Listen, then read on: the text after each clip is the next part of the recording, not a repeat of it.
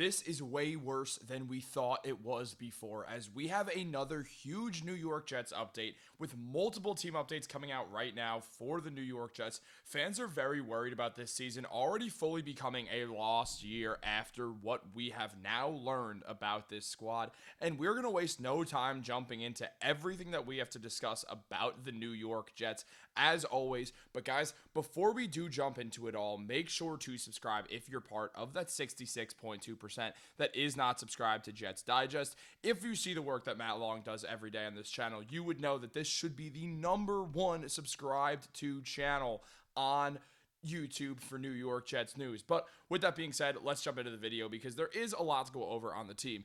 As we know, Aaron Glenn's first year with the Jets has been quite interesting. Look, thus far with the team, Glenn has looked like a very good coach. Nobody is denying that. We absolutely have seen that thus far from AG, and we hopefully will continue to see that as time goes on.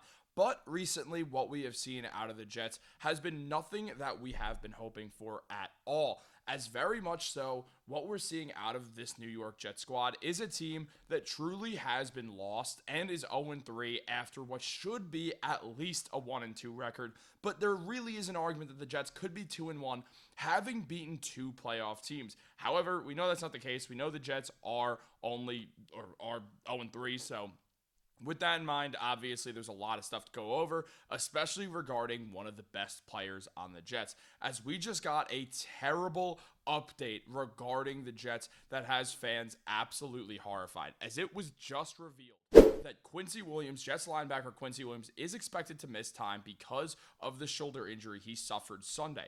Not season-ending, but he'll be down for a while, as Tom Pelissero mentioned. On top of that, the New York Jets, already struggling on defense, will be without their linebacker Quincy Williams for at least 4 games. Williams, who injured his shoulder Sunday in the team's 29-27 loss to the Tampa Bay Buccaneers, will be placed on the injured reserve. A source told ESPN that on Tuesday. The injury isn't season-ending, but the former first-team All-Pro got caught in a pile-up on a 3rd-and-2 running play and left the game. He didn't return. Williams was replaced by Marcelino McCarry-Ball, who plays predominantly on special teams. Now, because of that, obviously, there is a lot of fear to go over with the New York Jets, absolutely. And as Samini also mentioned, Williams is an every-down linebacker and a tone setter with sideline-to-sideline speed. He has 1.5 sacks, 15 tackles, which is second on the team, and 2 tackles for loss. The Jets, who are 0-3, will face the Miami Dolphins, who are 0-3 on Monday night, and are off to a slow start on defense. New York has allowed 93 points, the 4th most in the NFL. At their current pace, the Jets would allow a franchise-high 527 points on the season.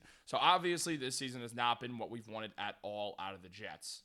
And on top of that, we do see the Jets in a situation where it feels like they're already on the ropes in this season. Now, nobody really saw the Jets as a team this year that was going to be going out there and making some real headwaves or even make the playoffs at all or have a winning record or any sort of success. This was known as a rebuilding year. Nobody is forgetting that. This is a year that's transitional for the Jets. Again, this is what we expected. Going into the year was for the Jets to struggle, but also to see some growth on the team and continue to watch as this team actually builds up the right way. Thus far, we've seen the Jets have good moments, and I do love the way that Aaron Glenn has gone about coaching this team. I don't blame Aaron Glenn for this situation whatsoever. I don't think it's his fault the Jets are losing games. I think it's a personnel issue. I don't think the Jets are good enough to win games, frankly. I think that's the big issue.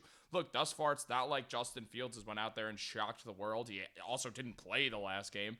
On top of that, the Jets' defense has been poor. Well, maybe part of that is the Jets did make personnel calls with the coaching wrong. Maybe Stephen Wilkes isn't the right guy. Maybe the fact is Tanner Engstrand was better as a quarterback's coach. Maybe Aaron Glenn was better as a defensive coordinator. All these things are possible. Nobody's denying the fact that it's a possibility. However, it's not a guarantee right now. And I don't want people to act like it is. Because when we look at Quincy Williams, we do lose a player who played in 3 games this year, had 1.5 sacks, and 8 solo tackles. He won't be back for at least 4 weeks. And 4 weeks is when we hope he'll recover from that shoulder injury. When we look at the Jets, they have not been good whatsoever. I mean, frankly, when we just look at everything they've done thus far, they are allowing the 11th most yards, total yards in the NFL right now. So we see that it's clearly not what we want at all for this team. And that's also yards per game, I should mention. But it's just not something that looks very good right now. And on top of that, we see the Jets are really, really, really struggling when it comes to just points in a more general sense as well. they're not putting up good points, or they're allowing too many points per game as well, and they're not putting up enough points to really affect things. Yeah, they've had those 2 good games out of the 3, but also they got curb stomped by the Bills, where their only touchdown was a garbage time TD by Ruckert. And shout out to Jeremy Ruckert for getting his first career touchdown. That's awesome. I just wish it happened in a better moment, but also his dad had a really cool tweet about it, and I am happy for Ruckert and his family. But the Jets, they also made a subsequent move as well. We look at this team's depth chart, and we do see a lot of interesting stuff. I mean, up to this point, what we're seeing is a Jets team that just, again, things have not been great for them whatsoever. And looking at their defensive depth chart, what we've seen is a team that now is going to really have to struggle and replace Quincy Williams. Williams likely will be replaced with Mark Robinson, as it was revealed that the Jets were bringing on Robinson to the team as an extra player. As mentioned by Samini, to help their depth, the Jets signed Mark Robinson from the New England Patriots practice squad. The 4th-year veteran played in all 3 games for the Patriots exclusively on special teams, and likely will get a chance to play with the Jets in a more permanent role. So obviously, it's a struggle. It's a situation the Jets are going to have to figure out. It's not really looking promising for the Jets right now, but with Robinson, he's a guy who actually has played in 17 games before in his career, twice actually, and that was both with the Pittsburgh Steelers, where he played his first 3 years. He has started 4 games in his career, 2 with Pittsburgh in his rookie year out of the 4 he appeared in, and 2 with Pittsburgh in 2023 in the 17 that he appeared in.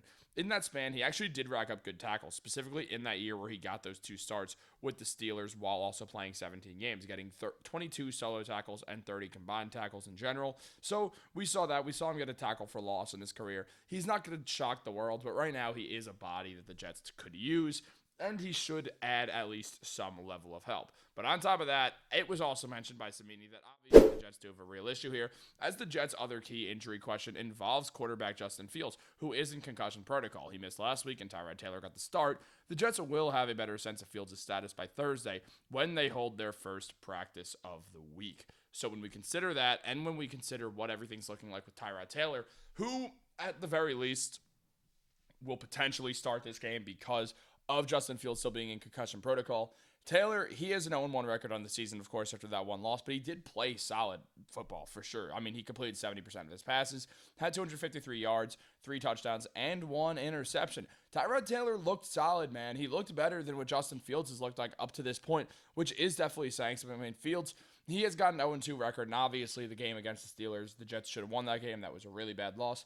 But at the same time, what we saw from Fields was bad clock management at the end of the game. He has 245 yards over this span with 1 touchdown. He has not been as good as Tyrod Taylor has up to this point, and it does make sense for the Jets to not rush Fields back just because Taylor right now looks like the better option. The Jets need to get their first win for a few reasons. One, it's important for Aaron Glenn to get his first win as a head coach of the Jets. But on top of that, what we also see is their last-ditch hope to still be a surprising team this year. Some people do believe the Jets can surprise people, and if they can, it's got to start right now against the Dolphins. Guys, what do you think is going to happen? Let me know in the comments down below. Like this video, subscribe, turn on post notifications. Have a great day, guys, and go Jets.